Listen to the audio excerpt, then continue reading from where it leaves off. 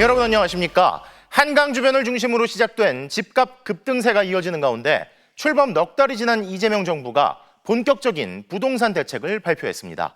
서울 전 지역과 경기도 12곳을 3중 규제 지역으로 묶어서 풍선 효과 차단까지 노린 강력한 대책이란 평가가 나오는데요. 당장 주택대출 한도가 줄고 전세를 끼고 집을 사는 갭 투자도 전면 금지되는 데다 다주택자의 세금 부담도 커집니다. 먼저 윤수환 기자입니다. 부동산 시장도 예상 못한 고강도 대책이었습니다. 서울 전역과 경기도 성남 분당 등 경기 지역 12곳을 한꺼번에 3중 규제 지역으로 지정했습니다. 조정 대상 지역과 투기 과열지구, 토지거래 허가구역으로 통째로 묶었습니다.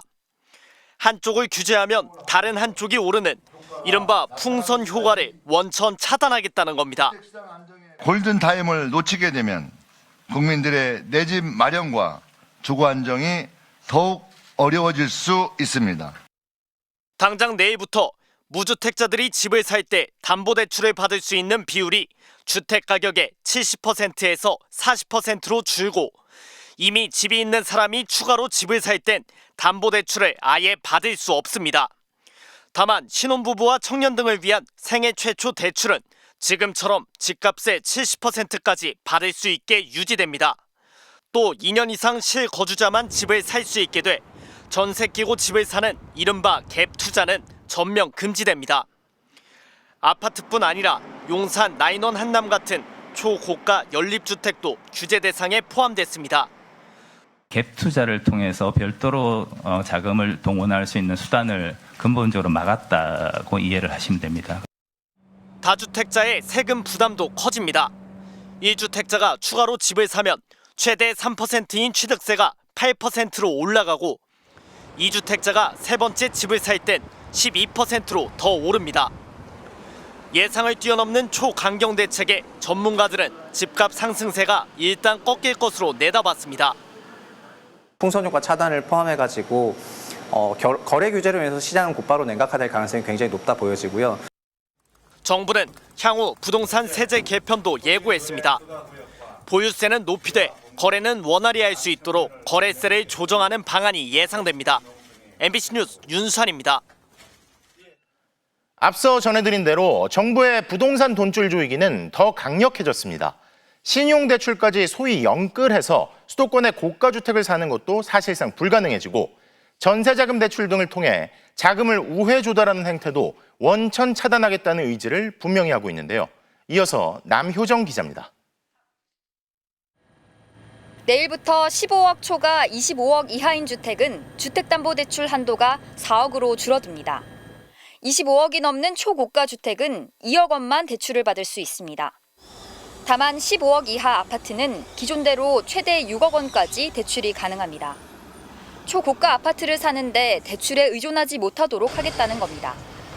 신용대출이 1억 원 이상 있는 사람은 1년 동안 규제 지역에 집을 살 수 없고 아파트를 보유한 1주택자가 전세대출을 받는 것도 제한합니다. 규제 지역에 3억 원이 넘는 아파트가 있으면 전세대출을 아예 받을 수 없고 지방에 집이 있는 1주택자도 수도권 규제 지역에서 받을 수 있는 전세대출 총액이 줄어듭니다.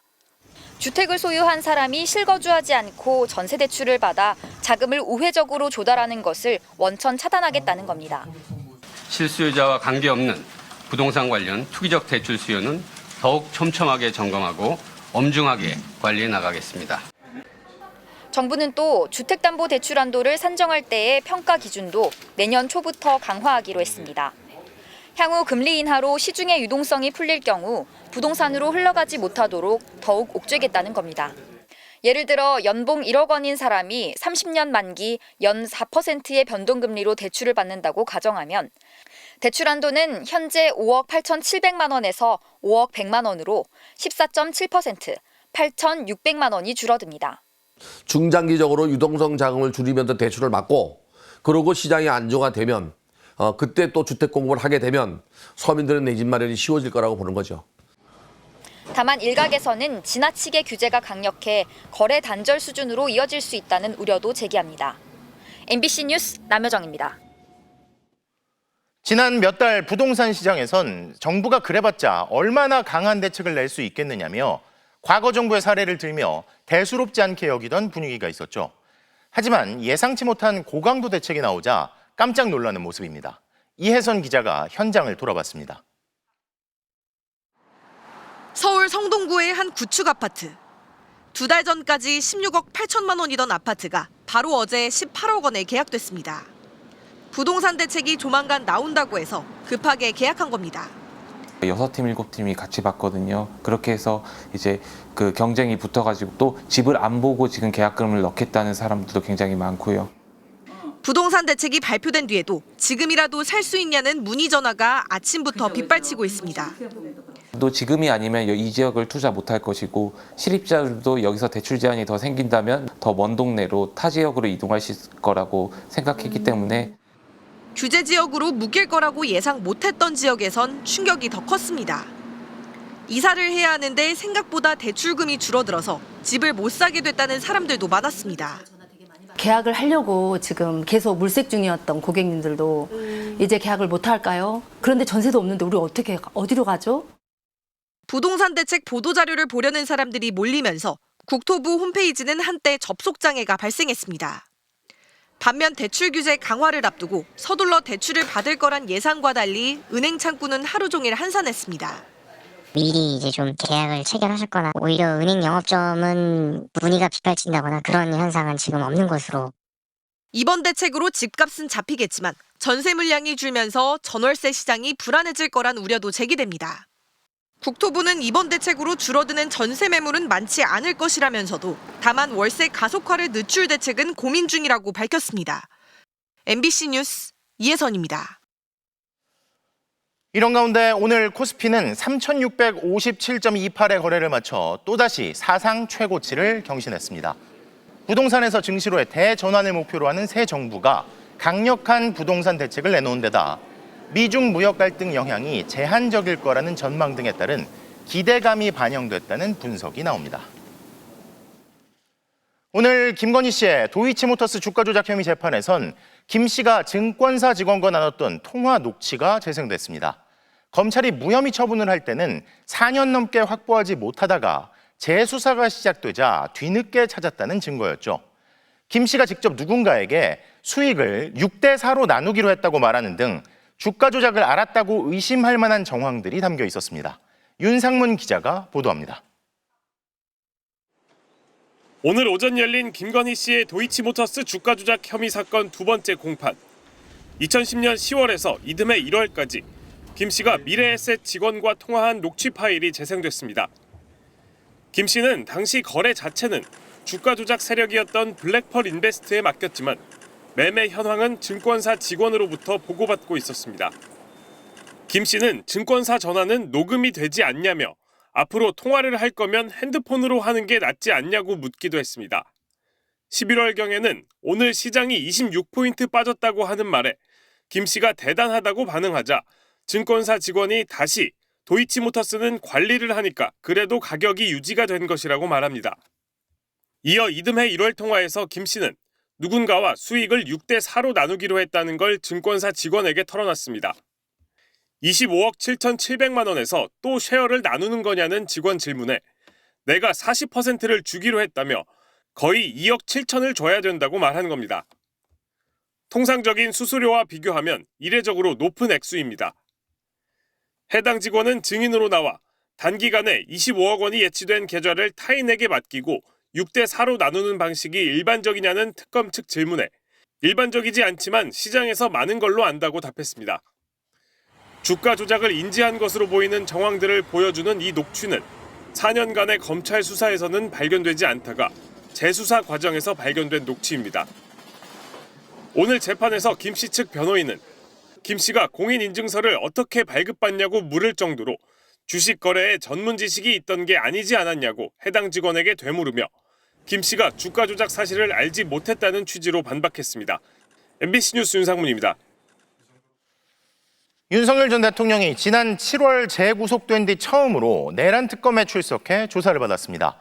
체포영장을 집행하겠다고 하자 갑자기 자진 출석 의사를 밝힌 건데요. 내란 특검 연결합니다. 자, 구승은 기자. 윤 전 대통령 조사가 이제 끝났습니까? 네, 윤석열 전 대통령은 1시간 전쯤 조사를 마치고 조금 전 서울구치소로 돌아갔습니다. 조사는 오늘 오전 10시 14분부터 시작돼 오후 6시 50분쯤 끝났는데요. 지난 7월 재구속된 뒤 특검 조사와 재판 출석을 거부해온 윤 전 대통령은 오늘 오전 돌연 조사를 받겠다며 내란 특검에 출석했습니다. 앞서 특검은 지난 1일 체포영장을 발부받았고 구치소 측은 오늘 오전 8시 영장을 집행할 예정이었습니다. 그런데 교도관이 집행 계획을 알리자 윤 전 대통령은 이미 출석 의사를 표명했습니다. 하지만 조사실에 들어와선 인적 사항에 대한 질문부터 검사의 질문에 일체 진술을 거부했습니다. 조사 시작 1시간 만에 휴식을 요구하면서 2시간가량 조사가 중단되기도 했습니다. 조서에 담길 질문과는 상관없이 외환 의혹에 대한 자신의 입장을 늘어놓기도 했다고 합니다. 윤 전 대통령 변호인단은 이미 재구속 전 충분히 외환 관련 조사를 받았다며 불필요한 중복 수사라고 반발했습니다. 형식적으로는 자진 출석이었지만 조사에는 협조하지 않은 겁니다. 자, 오늘 조사한 내용은 계엄의 명분을 만들기 위해서 북한의 도발을 유도하려 했다는 외환 의혹이죠. 이 의혹의 정점인 윤 전 대통령을 부른 건 어느 정도 수사가 마무리됐기 때문일까요? 네, 그렇습니다. 특검은 외환 의혹과 관련해 공모자들에 대한 조사를 상당 부분 마친 상태입니다. 윤 전 대통령은 계엄의 명분을 만들기 위해 북한에 노출될 위험이 크다는 드론사와 합참 내부 반발에도 평양에 무인기를 침투시켜 북한의 도발을 유도했다는 혐의를 받고 있습니다. 특검은 윤 전 대통령과 김용현 전 국방장관, 김용대 전 드론사령관과 이승호 전 합참 작전본부장이 합참 의장을 건너뛰고 군 지휘 체계를 어겨가며 무인기 침투 작전을 진행했다고 보고 있습니다. 특검은 윤 전 대통령을 공모자들과 함께 이달 중 일반이적 등의 혐의로 재판에 넘길 계획입니다. 지금까지 내란 특검에서 전해드렸습니다. 그동안 특검의 소환 요구는 물론이고 강제 구인 시도 역시 격렬하게 거부해온 윤 전 대통령인데요. 그러다 오늘 갑자기 출석에 응한 데는 내란 특검이 단호하게 체포영장 집행 의지를 밝힌 데다 전과 달리 강경하게 바뀐 서울구치소 측의 태도가 영향을 미친 걸로 보입니다. 이혜리 기자가 보도합니다. 불과 이틀 전 내란 우두머리 혐의 재판 때만 해도 윤석열 전 대통령은 법정에 나오지 않았습니다. 서울구치소 측도 재판부의 인치가 곤란한 상황이라고 알려왔습니다. 윤 전 대통령은 지난 7월 재구속된 이후 특검 출석도 거부해왔습니다. 김건희 국정농단 특검이 앞서 체포영장까지 발부받아 강제 구인을 시도했지만 윤 전 대통령이 속옷 차림으로 바닥에 누워 저항하거나 의자에 앉아 버티면서 영장 집행을 맡은 교도관들을 곤란하게 만들었습니다. 다리 꼬고 앉아있던 그 의자를 밖으로 끌어당기는 정도 수준의 물리력 행사만 있었을 뿐 강제로 드러내거나 끌어내거나 하지 않았습니다. 집행 불능으로 최종 정리가 되니 혼자 스스로 일어나서 변호인에게 걸어가는 모습까지 영상에 그런데 돌연 오늘 윤 전 대통령은 구치소 공무원들의 부담을 덜기 위한 결정이라면서 출석 의사를 밝혔습니다. 겉으론 구치소 측에 피해를 주기 싫다는 입장을 내세웠지만 내란 특검 측이 체포영장 집행 의지를 보였고 서울구치소까지 강경하게 태도를 바꾼 만큼 지난번과 달리 체포영장 집행이 실제로 이뤄질 수 있다는 우려가 작용한 것으로 보입니다. 앞서 법무부는 윤 전 대통령의 단독 접견실 사용, 면회 당시 휴대전화 반입 등 특혜 정황을 확인해 서울구치소장을 교체했습니다. 새로 부임한 서울구치소장은 오늘 직접 윤 전 대통령에게 영장 집행 계획을 밝히는 등 적극적인 면담을 통해 임의 출석을 이끌어낸 것으로 파악됐습니다. 특검 측도 윤 전 대통령이 외환 혐의와 관련해 변호인도 선임하지 않고 소환 통보에 아무런 답을 하지 않았기 때문에 물리력을 행사해서라도 반드시 조사실로 데려오겠다는 강경한 의사를 밝혔던 것으로 전해졌습니다. MBC 뉴스 이혜리입니다. 대선 직전 이재명 대통령 선거법 위반 사건을 파기환송했던 대법관들이 종이 기록으로 사건 심리를 했는지 여부가 오늘 국정감사에서 논란이 됐습니다. 7만 쪽에 달하는 사건 기록을 전부 종이로 복사해 검토했냐는 질의에 천대엽 법원 행정처장은 확답을 하지 못했는데요. 당시에 사건 기록을 반드시 종이 문서로 검토하도록 규정돼 있었습니다. 종이가 아닌 전자문서로 검토를 했다면 당시 파기환송 심리 절차 자체가 현행법을 위반한 게 됩니다. 김세영 기자가 보도합니다. 이재명 대통령의 선거법 위반 사건 기록은 모두 7만 쪽으로 200페이지 책 350권 분량에 달합니다. 대선을 코앞에 두고 초고속 심리를 한 대법관들이 과연 방대한 사건 기록을 모두 검토했는지 여부가 핵심 의혹입니다. 그런데 대법원의 파기환송 판결 당시 형사소송법에는 사건 기록을 반드시 종이 문서로 검토하도록 규정돼 있었습니다.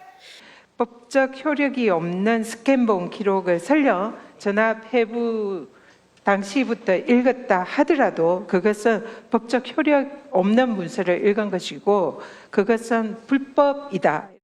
사건에 참여한 대법관 12명에게 종이 기록을 분배했다면 수십만 페이지에 이르는 복사 작업이 이뤄졌어야 합니다. 그러나 대법원은 그 작업 기록을 밝히지 못하고 있습니다. 앞서 칠문적 사건 기록을 전자문서로 스캔해서 봤다고 했던 천대엽 법원행정처장은 오늘은 종이로 된 기록만이 법적 효력이 있으며 스캔한 건 효력이 없다고 밝혔습니다. 그럼 이 사건의 효력이 있는 이제 원본 형사 사건에서 기록은 이제 종이 기록입니다.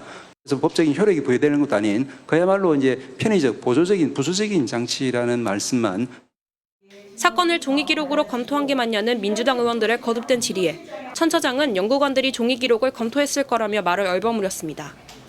제 경험으로는 그렇게 형사심청조에 올라가면 심청조 연구관들이 종이 기록 전체를 다 검토를 합니다. 그리고 이제 아까 말씀드린 것처럼 이제 1심 판결 그리고 쟁점에 대해서 그 대법관들이 주요 기록들만 종이로 복사해서 열람하고 나머지 기록은 전자문서로 검토했다면 역시 형사소송법을 위반했다는 법적 책임을 면하기 어렵습니다. 이 기록을 검토했다면 얼마나 그걸 복사해야 되는지를 우리가 보고 싶다고 이야기한 거 아닙니까? 대법관님들이 이제 어느 부분에 대해서 예를 들면 이 부분은 이제 복사해서 직접 달라고 하든지 아니면 기록 직접 올려달라고 하든지 아니면 보고한 결과를 이제 보고서를 달라고 하든지. 대선을 한 달여 앞두고 35일 만에 이례적으로 유죄 취지 파기환송 결정을 내린 대법원. 과연 법과 절차를 제대로 지켰는지 대법원이 국민에 설명해야 할 시간입니다. MBC 뉴스 김세영입니다. 내란 중요 임무 종사 혐의를 받는 박성재 전 법무장관에 대한 구속영장이 기각됐습니다. 계엄령의 위법성을 인식하고도 구치소 수용 현황 점검 등의 지시를 내린 건지 법원이 다툴 여지가 있다고 판단한 건데요. 특검은 곧바로 영장을 재청구할 것을 시사했습니다. 구나연 기자입니다. 오늘 새벽 구속영장이 기각되자 박성재 전 법무부 장관이 대기 중이던 서울구치소를 나섭니다. 저에 대한 특검의 영장은 지나친 억측과 논리 비약으로 잘못된 자료를 근거로 한 무리한 청구였다고 생각합니다. 법원은 구속의 상당성이나 도주 증거인멸의 염려에 대해 소명이 부족하다고 기각 사유를 밝혔습니다. 박 전 장관은 합동수사본부 검사 파견 검토 지시나 구치소 수용 현황 점검 지시를 통해 내란 중요 임무에 종사했다는 혐의를 받고 있습니다. 이에 대해 영장재판부는 신문에서 양측의 박 전 장관이 포고령을 처음 인지한 시점 등을 묻고 대통령실 CCTV 속 박 전 장관이 쥐고 있던 문건이 무엇인지 특검과 박 전 장관 측의 주장을 확인하기도 했습니다. 그리고 박 전 장관이 계엄의 위법성을 인식하게 된 경위나 계엄 선포 직후 취한 조치가 위법한지에 대해 다툴 여지가 있다고 판단했습니다. 법무장관으로서 해야 할 통상의 업무를 한 것이라는 박 전 장관의 방어 논리를 받아들인 겁니다. 영장 기각에 대해 특검팀은 상당히 격앙된 분위기인 것으로 전해졌습니다.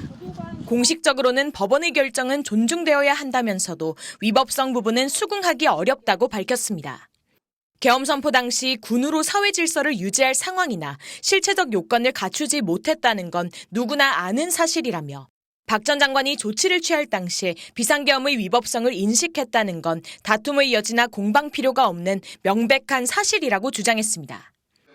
지난해 야당인 민주당이 윤 전 대통령의 계엄 검토 의혹을 제기했을 때 박 전 장관은 정치인 체포 구금 계엄령은 효력을 갖기 어렵다고 발언한 바 있습니다. 지금 국회 동의 없이 체포 구금할 수 있습니까, 장관님? 부체포 특권 포기하지 않는 이상. 계엄 효력을 갖기가 어려울 것 같습니다. 특검은 신속히 법원 판단을 다시 받는 조치를 취할 예정이라고 구속영장 재청구 방침을 내비쳤습니다. MBC 뉴스 구나연입니다. 박성재 전 법무부 장관의 구속영장이 기각되자 국회에서 법원이 내란을 옹호하느냐는 비판이 나왔습니다.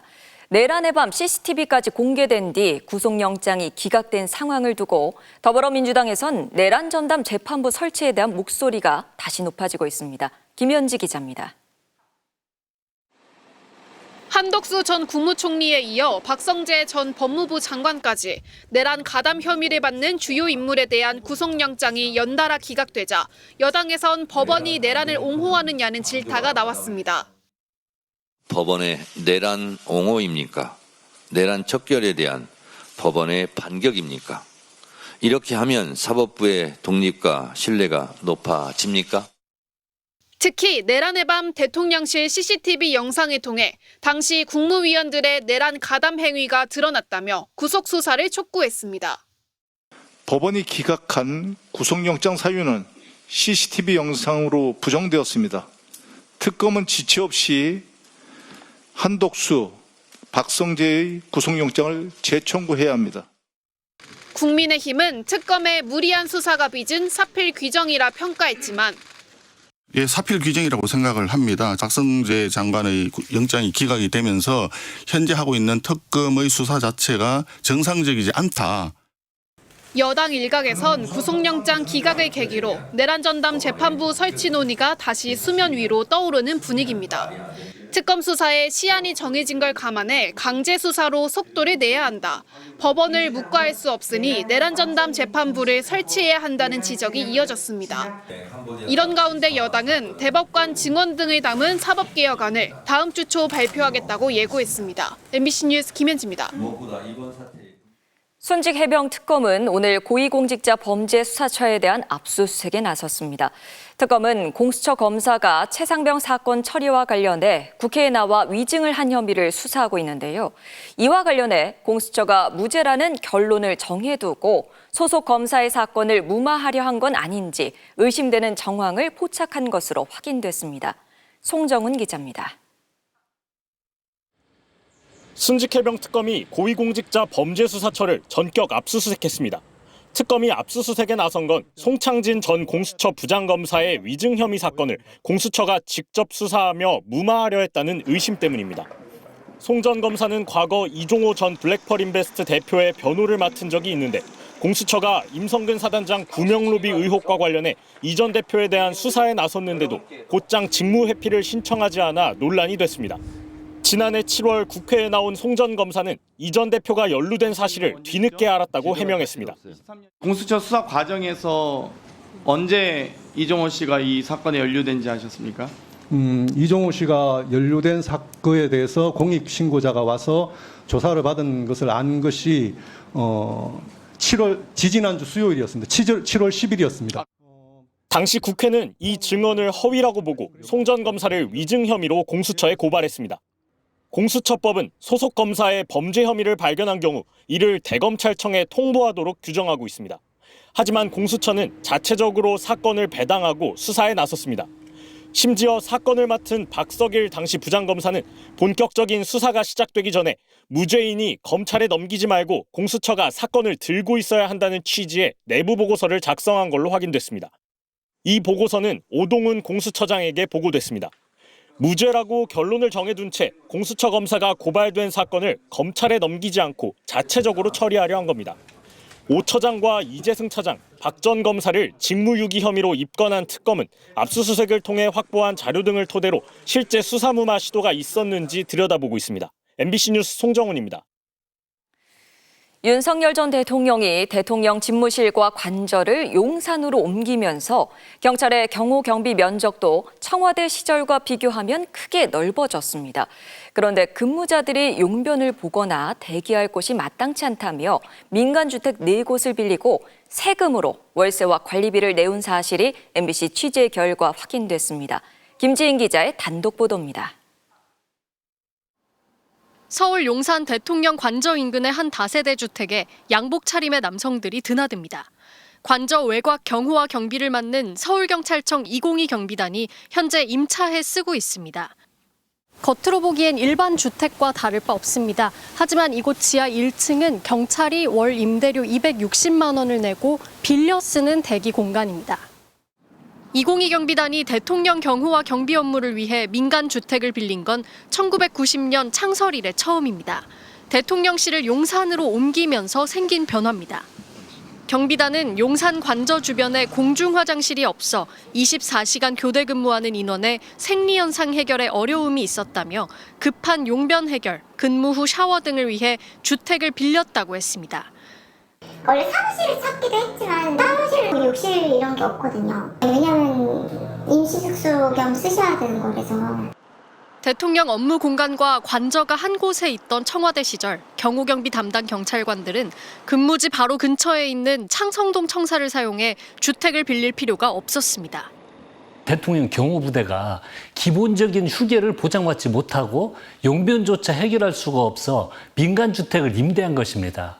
대통령실 이전이 졸속이었음을 보여주는 단편적인 예입니다. 윤석열 정부의 대통령실 이전 이후 3년 동안 경비단이 빌린 주택은 한남동과 옥수동 등 총 4곳입니다. 월세와 관리비 등으로 나간 돈은 약 1억 5,600만 원, 전부 세금입니다. 이재명 정부의 청와대 복귀가 늦춰지면서 현재 사용 중인 2곳은 올해 11월 말까지 계약 기간이 연장됐습니다. MBC 뉴스 김지인입니다. 대통령실 용산 이전으로 국방부와 합참도 이동해야만 했는데요. 윤석열 전 대통령이 2,418억 원을 들여 합참 청사를 새로 짓겠다고 했는데 사업 타당성 조사 결과 필요성이 없다며 이전하지 말라는 결론이 나온 걸로 확인됐습니다. MBC가 국방연구원의 결과 보고서를 입수했습니다. 손하늘 기자가 단독 취재했습니다. 윤석열 전 대통령은 임기 시작과 함께 대통령실을 용산 국방부 청사로 옮겼습니다. 국방부는 바로 옆 합동참모본부 청사로 자리를 바꿨고 합참은 졸지에 여러 장소를 쪼개 쓰는 상황이 됐습니다. 윤 전 대통령은 합참 청사를 아예 새로 짓겠다고 발표했습니다. 전쟁 지휘 본부가 있는 남태령 지역으로 이동하는 것이 바람직하다고 생각합니다. 북한의 위협을 고려해 합참의 평시와 전시 지휘소를 남태령 지역으로 일원화해야 한다는 이유를 들었습니다. 새 건물에 필요한 예산은 1,890억 원에서 2,393억 원, 2,418억 원까지 불어났고 지난해 10월에야 예산 확보를 위한 사업 타당성 조사가 시작됐습니다. MBC가 입수한 지난 6월 한국국방연구원의 타당성 조사 결과 보고서입니다. 현대전 특성상 반드시 하나의 공간에서 작전 지휘를 할 필요는 없다며 합참 청사만 이전한다고 해서 지휘체계 일원화가 달성된다고 보기도 어렵다고 일축했습니다. 전시에는 합참뿐 아니라 대통령실과 국방부, 행안부 등 관계기관이 결집해야 하는 만큼 근거가 부족하다는 겁니다. 2012년 준공된 기존 합참 청사에 고가의 설비가 구축돼 있는데도 굳이 옮기는 건 낭비라고도 꼬집었습니다. 국방연구원은 결국 합참 청사를 신축해야 할 필요성과 적절성이 충분히 입증되지 않았다며 사업을 시행하지 말라고 결론했습니다. 윤석열 전 대통령의 탄핵과 정권 교체로 합참이 이전의 필요성이 없어졌습니다. 그러나 그 과정이 졸속으로 추진된 것은 반드시 살펴봐야 할 문제입니다. 대통령실 이전에 따른 연쇄 이동을 위해 국방부와 합참이 이미 쓴 예산은 349억 원. 여기에 관저 이전과 시설 보수 비용까지 더하면 비용은 걷잡을 수 없이 늘어납니다. 국방부는 새 정부 들어 대통령실이 다시 청와대로 복귀하는 일정에 맞춰 합참 청사를 재배치하는 계획을 세우겠다고 밝혔습니다. MBC 뉴스 손하늘입니다. 한국인을 상대로 한 납치와 실종 신고가 잇따르는 캄보디아 국경 인근에서 한국인 사망자가 발견됐습니다. 국경 근처에서 30대 한국인 여성이 숨진 채 발견된 건데요. 박솔립 기자의 단독 보도입니다. 캄보디아와 맞닿은 베트남 국경지대에서 한국인 여성이 숨진 채 발견됐습니다. 경찰은 30대 한국인 여성 박모 씨가 지난 7일 캄보디아 국경 인근 베트남 모처에서 숨진 채 발견됐다고 밝혔습니다. 경찰과 외교당국은 박 씨가 베트남 호치민에서 캄보디아로 넘어가는 도중 접경지에서 사망했다고 파악하고 있는 것으로 전해졌습니다.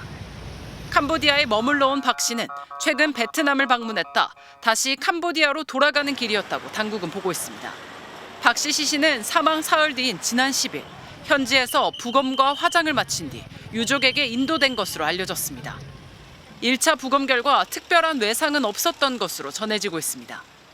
현재 베트남 현지 경찰이 사망 원인에 대한 수사에 착수한 상황입니다. 외교당국은 현지 경찰의 수사 결과를 토대로 정확한 사건 경위를 파악한다는 방침입니다. 한국 경찰은 이와 별개로 유족 측 신고로 박 씨에 대한 입건 전 조사를 하는 중이었습니다. 경찰은 박 씨와 보이스피싱 범죄 조직 간 연관성 여부 등도 들여다보고 있습니다. MBC 뉴스 박솔립입니다. 지난 8월 캄보디아에서 고문을 당하다 숨진 대학생 박모 씨의 유족이 박 씨의 사망 12일 전 현지 대사관에 도움을 요청했던 것으로 확인됐습니다. 캄보디아 현지에서 조건희 기자의 단독 보도입니다. 캄보디아 수도 프놈펜의 한 사원. 지난 8월 고문 끝에 숨진 22살 대학생 박모 씨의 시신이 안치돼 있습니다. 젊은 남성 맞았어요? 고문 흔적이 있었다는데. 캄보디아에서 숨진 모든 외국인들의 시신은 모두 이곳 사원으로 옮겨집니다.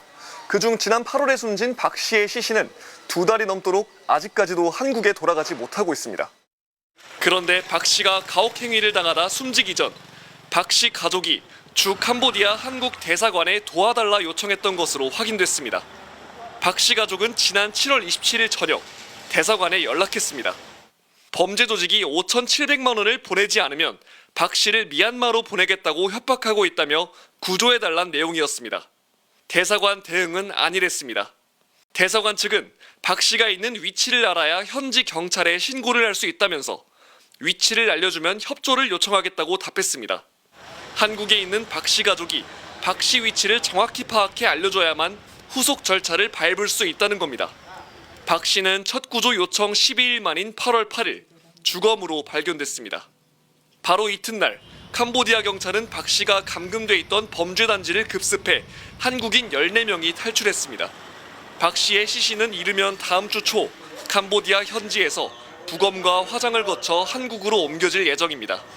박 씨 피살에 연루된 국내 대포통장 조직을 추적하고 있는 경찰은 대포통장으로 이용됐던 박 씨 명의통장에서 박 씨 사망 전 수천만 원이 중도 인출된 정황을 확인했습니다. 경찰은 모집책과 윗선의 연결고리를 규명하는 대로 용의자들을 사법 처리하기로 했습니다. 캄보디아 프놈펜에서 MBC 뉴스 조건입니다. 자, 그런데 캄보디아에서 한국인 납치 감금 문제가 심상치 않다는 지적은 1년 전부터 꾸준히 제기됐습니다. 현지 경찰과 공조에 적극 대응하고 있다던 지난 정부의 답변은 결국 빈말로 드러났고 지금까지도 공백이 이어진 셈인데요. 이어서 이재인 기자입니다. 캄보디아 거점 국제범죄에 대한 경고는 국회에서 1년 전부터 나왔습니다. 당시 여당인 국민의힘 의원들이 윤석열 정부의 대책을 촉구했습니다. 이게 이미 현지에서 취업 사기라는 깨달은 그 상태는 이미 늦어버렸어요. 폭행, 폭언, 감금과 함께 캄보디아 한국인 납치 감금 사건이 폭증했다는 지적도 나왔습니다. 윤석열 정부는 현지 경찰과 공조 네트워크를 구축해 적극 대응하고 있다고 답했습니다. 하지만 빈말로 드러났습니다. 올해 캄보디아에 20건의 국제공조를 요청했지만 답이 온 건 6건에 그쳤습니다. 캄보디아 파견 경찰 인력도 제때 늘리지 못했습니다.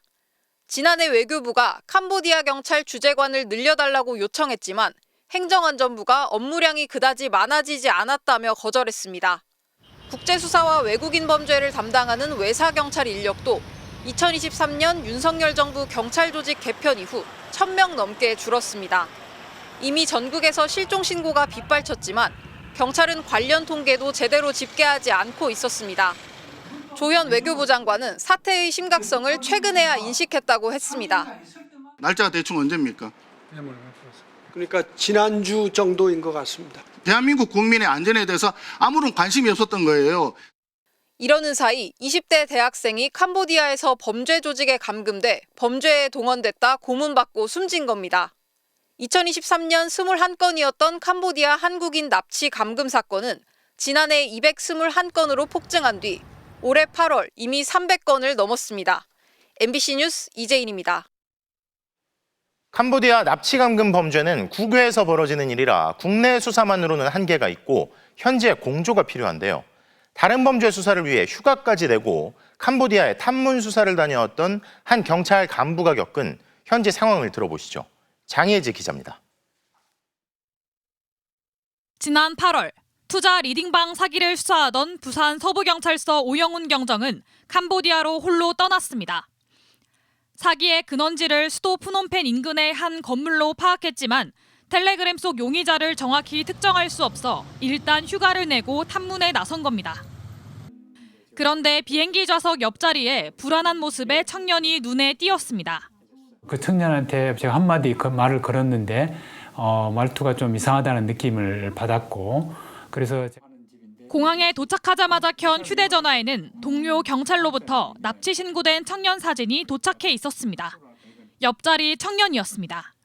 바로 뒤로 쫓아가서 그 청년이 출국하고 있는 그 출국장에서 그 청년을 발견하고 그 경찰 영사한테 인계를 해주었습니다. 고수익 광고글을 보고 캄보디아로 왔다가 다행히 범죄 피해를 모면한 건데 비슷한 일은 오경정이 3일 뒤 캄보디아를 떠날 때도 이어졌습니다.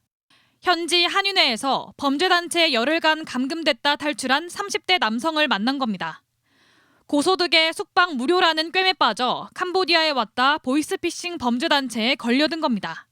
심지어는 권총으로 머리까지 대고 위협까지 당하는 상황이었는데 나는 한국 경찰관인데 안전하게 한국까지 무사히 갈 수 있도록 도와주겠다 해서 캄보디아 출국길엔 예비 범죄 피해자를, 귀국길엔 감금 피해자를 옆자리에 함께한 오경정은 캄보디아의 SNS 고수익이란 없다는 말로 범죄 심각성을 대신했습니다. 전부 다 사기 유혹이니까 절대 자기 지인들이나 또 SNS 그 광고를 보고 해외 일자리를 찾아가는 그런 일은 절대 해서는 안 되겠습니다. MBC 뉴스 장예지입니다. 이런 가운데 정부의 대응이 속도를 내고 있습니다. 외교부와 경찰, 국정원 등으로 구성된 정부 합동대응팀이 조금 전 캄보디아 현지로 떠났는데요. 정부는 캄보디아 일부 지역을 여행 금지 구역으로 지정하고 이번 주 내로 캄보디아에서 체포된 한국인 약 60명을 송환하겠다고 밝혔습니다. 정상빈 기자입니다. 외교부, 경찰청, 법무부와 국가정보원 등으로 구성된 정부 합동대응팀이 캄보디아 출국길에 올랐습니다. 이번 사안이 우리 국민의 생명과 안전에 직결되어 있는 만큼 막중한 책임감을 가지고서 임하도록 하겠습니다. 이어지는 피해 사례의 신속함이 중요한 만큼 대응팀은 먼저 한국인 전담 경찰 인력을 파견하는 코리안 데스크 설치와 현지 국민 송환을 위해 캄보디아 당국과 고위급 논의를 이어가기로 했습니다. 1차 목표는 현지에서 범죄를 저지른 혐의로 체포된 우리 국민 약 60명을 이르면 이번 주말까지 송환하는 겁니다. 범죄 현장으로부터 이들을 신속히 이격시키는 것이 필요합니다. 국내로 송환한 후에는 조사를 해서 범죄의 연루 정도에 따라서 사법적인 조치를 취할 것입니다. 현재 캄보디아 내에서 범죄에 가담했거나 범죄 조직에 붙잡혀 있는 걸로 추정되는 우리 국민은 약 1,000명. 현지에 피해자와 가해자가 섞여 있는데 범죄 가담자에 대한 수사를 바탕으로 한국인 대상 범죄 산업 자체를 해소한다는 구상입니다. 위성락 국가안보실장은 또 아직 감금돼 있거나 소재가 파악되지 않는 이들을 찾기 위해선 두 나라의 협력이 중요하다고 강조했고 이재명 대통령이 정상 간 소통에 나설 가능성도 내비쳤습니다. 무엇보다도 캄보디아 측과 양자 협의를 통해서 협조를 얻는 것이 관건입니다. 위 실장은 캄보디아 범죄 조직에 관여된 중국인 문제에 관해 중국과도 공조하고 있다고 밝혔습니다. 또 최근 캄보디아 현지에서 숨진 대학생에 대해서는 조만간 공동으로 부검한 뒤 시신을 인도할 계획이라고 설명했습니다. 한편 외교부는 내일 0시부터 캄보디아에서 범죄가 빈번하게 일어나는 캄포주 보코산 지역을 포함해 3곳을 여행 금지 구역으로 지정하는 등 여행 경보를 상향 조정하기로 했습니다. MBC 뉴스 정상빈입니다. 이렇게 캄보디아에서 발생하는 외국인 상대 범죄는 한국인만을 노리는 건 아닌데요. 그런데 오늘 미국과 영국이 캄보디아 불법 사기 조직의 자산을 찾아내 무려 21조 원을 압수했다고 밝혔습니다. 두 나라가 사기 조직의 실체를 오랜 기간 추적해왔다는 점이 눈에 띄는데요. 워싱턴 김재용 특파원입니다. 미국과 영국 정부가 동시에 제재 대상에 올린 프린스 그룹은 캄보디아 등에서 광범위한 사업을 하는 업체로 카지노와 불법 스캠 센터, 즉 사기를 위한 범죄 단지를 건설했습니다. 미국 법무부가 압수한 수익금은 150억 달러, 우리 돈 21조 원 상당인 12만 7천여 개의 비트코인으로 사상 최대 규모입니다. 사기 작업엔 휴대전화 1250대가 동원됐습니다. 런던에 있는 사업 건물과 저택 2천억 원대 부동산도 동결 조치하는 등 146건의 제재를 시행한다고 밝혔습니다. 프린스 그룹은 중국 출신인 38살 천지라는 인물이 회장으로 있는데 천지는 캄보디아 총리에게 자문을 할 정도로 막강한 정치적 영향력을 갖고 있다고 영국 일간지 가디언은 보도했습니다. 사기 수법은 한국인들이 당한 것과 비슷합니다. 많은 보수를 보장한다고 유인한 뒤 노예처럼 가두고 온라인 사기 업무를 시켰습니다. 만약 탈출을 시도하면 구타와 감전 같은 고문을 가했습니다. 지난 8일 캄보디아와 인접한 태국의 한 국경지대에선 끌려가기 직전에 있던 태국인 11명이 경찰에 간신히 구조되기도 했습니다. มีเพื่อนติดต่อมาค่ะว่าจะให้หนูไปทำร้านเสริมสวยและหนูเพิ่งมาครั้งแรก ทำที่ไหนสืบสวน 하지만 이런 극적인 구조는 매우 드물 정도로 사기 조직은 법망을 교묘히 피해왔습니다. 프린스 그룹 외에도 자금 세탁 혐의를 받는 금융업체 후이원 그룹과 진베이 그룹, 암호화폐 플랫폼 바이엑스 거래소 등도 제재 대상에 올랐습니다. 미국 재무부와 영국 외무부는 이번 발표를 하기까지 1년 반 동안 조사를 진행했고 최종 제재 내용을 조율했습니다. 어렵다고 쉽게 단념한 게 아니라 자국민 보호를 위해 끈질기게 추적한 끝에 범죄의 흔적을 잡을 수 있었다는 얘기입니다. 워싱턴에서 MBC 뉴스 김재용입니다. 지방의회 외유성 출장 의혹 보도 이어가겠습니다. 서울의 한 지방의회가 항공권 금액 부풀리기 정황이 포착돼 경찰 수사를 받고 있는 것으로 확인됐는데요. 출장 가기 전에 산 물품 영수증도 들여다보니 소주와 트럼프 카드가 눈에 띕니다. 먼저 도윤성 기자 단독 보도입니다.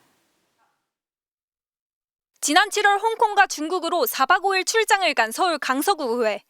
의원 10명에 공무원 6명이 동행했고 2천만 원이 들었습니다. 출발 전 준비 모임에서 구의회 직원이 국민권익위나 감사원에 걸릴 게 하나도 없도록 진행하고 있다고 하자 의회 의장이 이런 말을 합니다.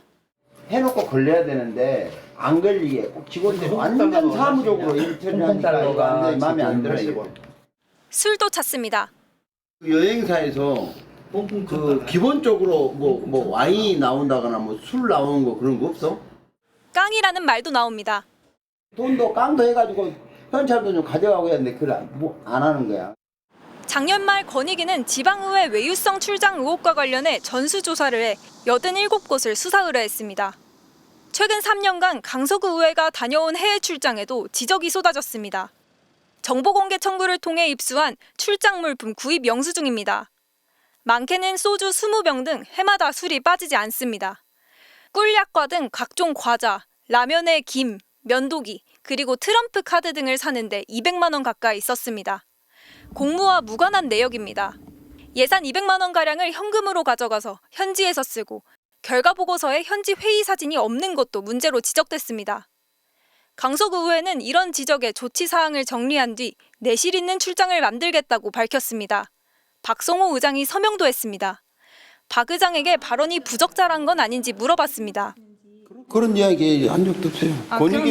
권익위원회에서 저기 뭐 예를 들어서 지적사항 같은 걸 걸리지 않게 해야지. 의회 관계자는 권익위 지적이 권고에 그치니 의원들이 안 따라도 된다고 생각한다며 행정안전부가 확실한 지침을 내려달라고 했습니다. 경찰은 최근 강서구 의회 출장 3건에서 항공권을 부풀려 4천여만 원을 빼돌린 혐의로 직원 3명을 입건했고 의원들이 연루됐는지도 수사하고 있습니다. MBC 뉴스 도윤선입니다.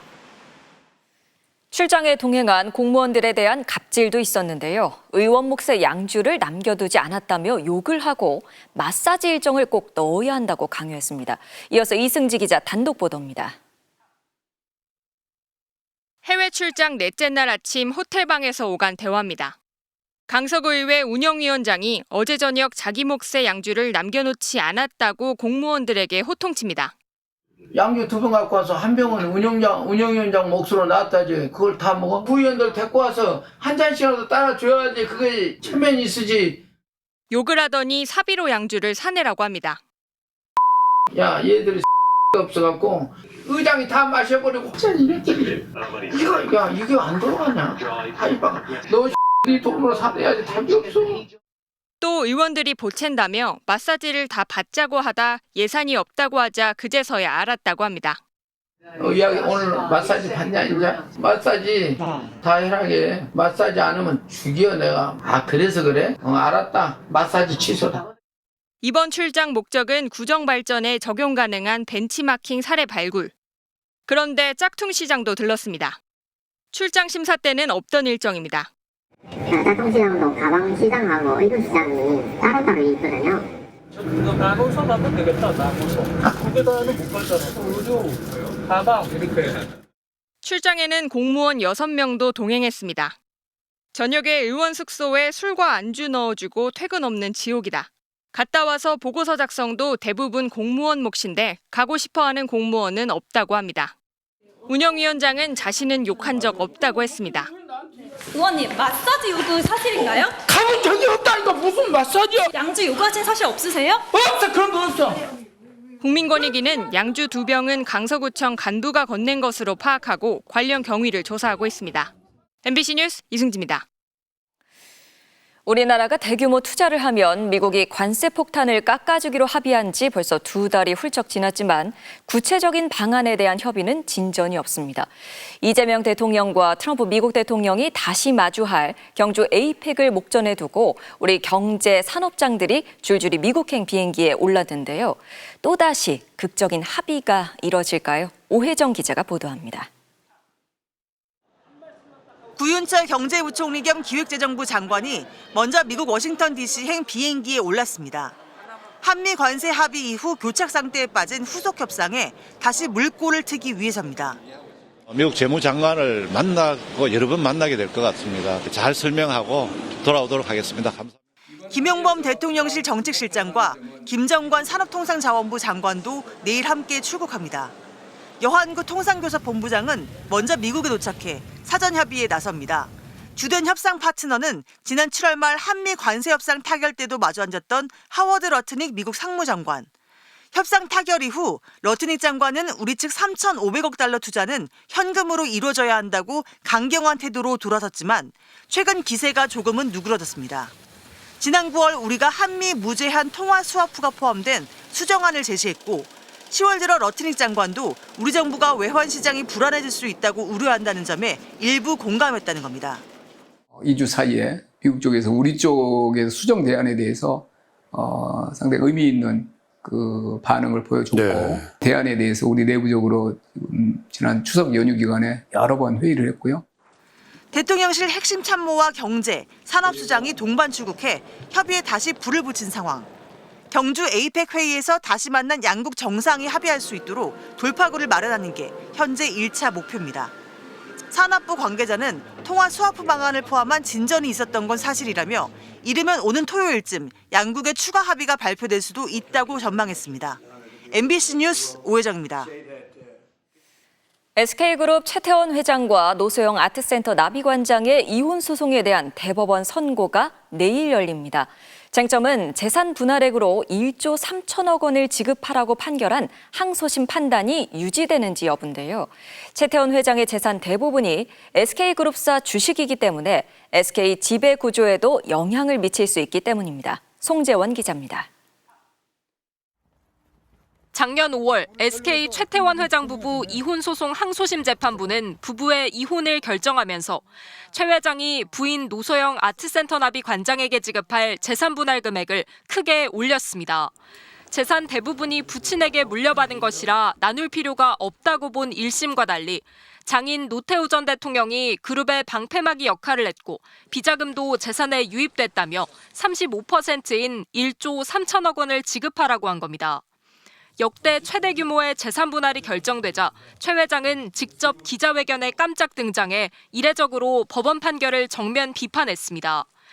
저뿐만 아니라 SK그룹의 구성원 모두의 명예와 등지가 실추되고 또 훼손되었다고 생각합니다. 대법원의 최종 결정을 앞두고 SK그룹은 최 회장의 개인적인 일이라며 별다른 공식 입장을 밝히지 않았습니다. 다만 그룹 지배구조가 뿌리째 흔들릴 수 있다 보니 결과를 주시하는 분위기입니다. 항소심 판결이 그대로 확정되면 최 회장은 현금 1조 3천억 원을 마련해야 하는데 최 회장 재산 대부분은 SK계열사 주식입니다. 특히 계열사를 모두 거느린 SK 지주사 지분은 17.9%여서 이걸 처분하면 그룹 총수로서 지배력이 약해지게 됩니다. 따라서 기업 가치가 높은 비상장사 SK실트론 주식 매각이 지배구조를 건드리지 않고 현금을 마련할 현실적인 카드로 거론됩니다. 만약 대법원이 재산분할 비율을 다시 판단하라고 사건을 파기환송하면 최 회장 재산의 형성 과정을 둔 법적 공방이 다시 한번 이어지게 됩니다. MBC 뉴스 송재원입니다. 건강보험료는 우리 국민이 내고 혜택은 외국인이 가로챈다. 야당이 중국인 쇼핑 방지 3법을 추진하며 내놓은 발언입니다. 이른바 중국인 건강보험 제정 먹튀와 관련해 여야가 공방을 벌이고 있는데요. 누구 말이 맞는 걸까요? 배주한 기자가 따져봤습니다. 우리나라에서 13년째 살고 있는 70대 중국인 부부입니다. 파킨슨병으로 더 이상 일을 하지 못해 소득이 아예 없지만 건강보험료는 매달 15만 원 넘게 나옵니다. 외국인 건보료 최저 금액인데 한국인 최저 액수인 2만 2천여 원의 7배에 달합니다. 외국인은 소득과 재산 파악이 어렵다는 이유로 국내 전체 가입자 평균 보험료를 최저 금액으로 잡아놨기 때문입니다. 한국 사람들도 다르고 옆집 것도 다르고 물어야 뭐 병원 가지. 그러니까 보험료는 무조건 물었어. 부부는 40대 아들과 함께 살지만 아들 건강보험과 분리돼 무조건 따로 내야 합니다. 7년 전부터 외국인은 배우자와 미성년 자녀만 같은 세대로 인정해주기 때문입니다. 때문에 이들 중국인 세 식구가 한 달 내는 보험료만 30만 원이 넘습니다. 이에 따라 지난해 중국인 대상 건보 재정은 55억 원 흑자였습니다. 외국인 전체로는 9,400억 원 흑자입니다. 작년 건강보험 재정 흑자가 1조 7천억 원이었으니까 외국인이 절반 이상 기여한 셈입니다. 이 같은 상황은 쏙 뺀 채 정치권에선 극단적 사례만 거론됩니다. 2만 원이 안 되는 건보료를 내고 7천만 원에 육박하는 혜택을 받은 중국인 사례까지 혈세 먹튀가 멈추지 않고 있습니다. 이는 외국인 중 영주권자만, 그중에서도 소득과 재산이 최저 수준인 사람이 장기간 입원하거나 희귀 난치성 질환을 앓아야만 가능한 드문 경우입니다. 또 부정수급자 70% 이상이 중국인이라는 통계도 나왔지만 이 역시 고의가 아닌 국내 사업주 탓이 대부분이었습니다. 부정수급의 99.5%는 사업장을 퇴사했을 때 사업주가 신고를 늦게 하는 바람에 이런 문제가 발생했기 때문에요. 지난해 중국인은 71만 명 넘게 국내에 머물며 건강보험료를 냈고 의료 관광으로도 26만 명이 찾아 병원비를 썼습니다. 이 때문에 근거 없는 혐오 부추기기가 우리 의료산업에 타격을 입힐 수 있다는 우려가 나옵니다. MBC 뉴스 배주환입니다. 일본은 이시바 총리가 사퇴를 발표한 지 한 달이 넘었는데 후임 선출이 미궁에 빠지고 있습니다. 자민당에선 그냥 이시바 총리가 계속하자는 말이 나올 정도인데요. 연립정권이 붕괴되면서 새 자민당 총재가 총리로 뽑힐지 불확실해졌기 때문입니다. 정권을 뺏기지 않으려는 자민당과 정권 교체를 노리는 야권의 수싸움. 일본 정치권에 유례없던 상황이 벌어지고 있습니다. 도쿄에서 신지영 특파원입니다. 어제 저녁 기업 관계자들이 모인 자리. 다카이치 사나의 자민당 신임 총재는 자학에 가까운 인사말을 꺼냈습니다. 総裁にはなったけど総理にはなれないかもしれない女と言われているかわいそうな高市早苗でございますが 연립정권의 한 축이었던 공명당이 26년간의 연립에 종지부를 찍으면서 자민당 홀로 정권 유지가 가능할지 불확실해진 상황. 현재 중의원 465석 가운데 자민당 단독 의석수는 196석, 반면 야3당을 합한 의석수는 210석에 달합니다. 야권이 후보 단일화하면 정권 교체도 가능한 겁니다. 다카이치 총재는 공명당 이탈은 내 책임이라며 사과했지만 내부엔 위기의식과 불만이 팽배합니다. 심지어 일단 이시바 내각이 총사퇴하지 말고 버티는 건 어떠냐는 초유의 주장이 나올 정도입니다. 石破政権でしばらくいったらどうだとな人もいましたけれど、それは全く筋違いでね。着地点が見出せないということであれば、いわゆる総総分離、あるいは政府と与党の分離をしてですね。 사퇴를 발표한 총리까지 끌어들일 만큼 자민당은 집권 65년 만에 최대 위기를 맞았지만 이번 달 말 아세안, 트럼프 미국 대통령 방일, 에이펙까지 정상급 외교 일정이 줄줄이 이어지는데 곧 그만둘 총리를 내세우는 건 말이 안 된다는 의견이 일단 우세합니다. 자민당과 야3당은 이리저리 이합집산을 하며 오늘 하루에만 4번의 당수회담을 열었지만 결론을 내지 못했습니다. 당초 다음 주로 예정된 임시국회에서 후임 총리를 뽑는다는 계획이었지만 지금으로선 아무것도 알 수 없다는 것만이 유일하게 확실해 보입니다. 도쿄에서 MBC 뉴스 신지영입니다. 문화방송이 지난해 9월 숨진 고 오유안나 기상캐스터 유족에게 공식 사과했습니다. MBC 안영준 사장은 오늘 서울 상암동 MBC 사옥에서 유족 측과 공동 기자회견을 열고 고 오유안나 씨의 명복을 빌며 어머님을 비롯한 유족께 진심으로 위로와 사과의 말씀을 드린다고 사과한 뒤 유족에게 고인 이름의 명예사원증을 전달했습니다. 고 오유안나 씨는 지난 2021년부터 문화방송을 통해 기상캐스터로 활동해오다 지난해 9월 세상을 떠났습니다.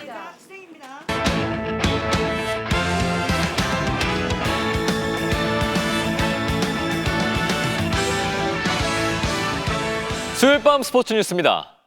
프로야구 플레이오프가 하나와 삼성의 대결로 압축됐는데요. 이 시즌 막판 아쉬움이 컸던 하나 마무리 김서현이 가을 야구 출격만을 기다리고 있습니다. 조진석 기자가 전해드립니다. 삼성이 디아즈의 결승프로 SSG를 무너뜨린 어제 한화는 전광판에 두 팀의 경기를 띄워놓은 채 막바지 훈련에 임했습니다. 김서현도 첫 가을 야구를 앞두고 실전 9위를 점검했습니다. 시즌 막판 SSG를 상대로 끝내기 홈런을 맞아 팀의 한국 시리즈 직행 기회가 날아갔지만 선배들의 격려 속에 그때 그 악몽은 깨끗이 지웠습니다. 그 상황에 모든 선배님들이 다 좋은 말만 해주셔가지고 SSG가 또 준플레이오프 경기를 하는 거 보면서 장난식으로 풀던가 최대한 빨리 잊으려고 하는 것 같아요. 특히 올 시즌 유일한 무실점 상대이자 단 하나의 장타도 내준 적 없는 삼성을 만나는 만큼 자신감도 커졌습니다. 빨리 하고 싶다는 생각도 있고 저는 자신 있게 공만 던지면 되기 때문에 제 활동만 잘 한다면 좋은 결과가 있을 거라 생각하고 있습니다. 후반기 최고의 활약을 펼친 노시환은 시즌 내내 자극제가 됐던 손아섭과의 안타 기록 경쟁을 이어갈 생각입니다. 가을 야구에서도 이제 안타 내기를 할 것 같습니다. 후반기에 잘했던 그 기억을 좀 이어가가지고 가을의 사나이다 약간 이런 얘기가 좀 들릴 수 있게 긴장을 1도 안 하는 그런 모습을 보면서 좀 믿음직스럽기도 하고 강원 타자다운 모습을 보여줄 수 있을 거라고 믿고 있습니다. 7년 만에 가을 야구에 복귀한 한화와 2년 연속 한국 시리즈행을 노리는 삼성. 모레 또 다른 명승부를 예고하고 있습니다. MBC 뉴스 조진석입니다. 스피드 스케이팅 기대주 이나연 선수가 1000m에 이어 500m에서도 국내 최강자 김민선을 제치고 대표 선발전 1위를 차지했습니다. 수요일 밤 스포츠 뉴스였습니다.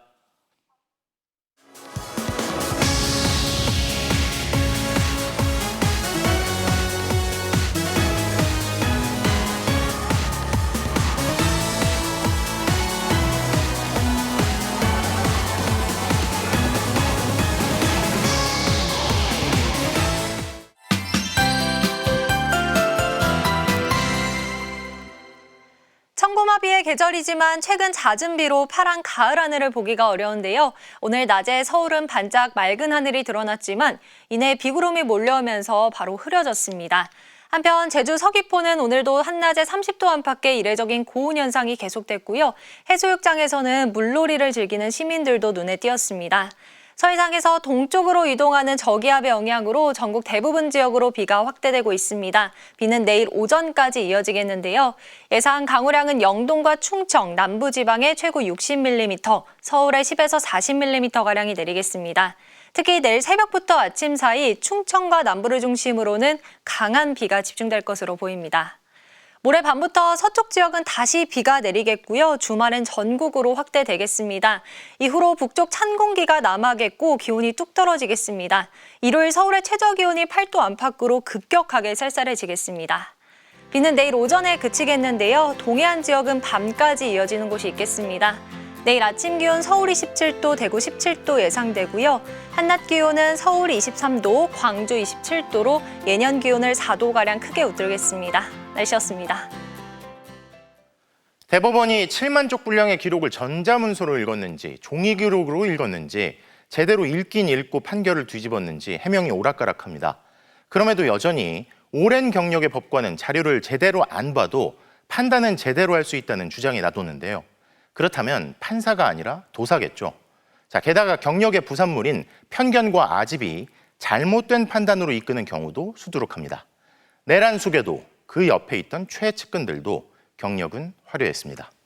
수요일 뉴스데스크 마칩니다. 함께해 주신 여러분 고맙습니다.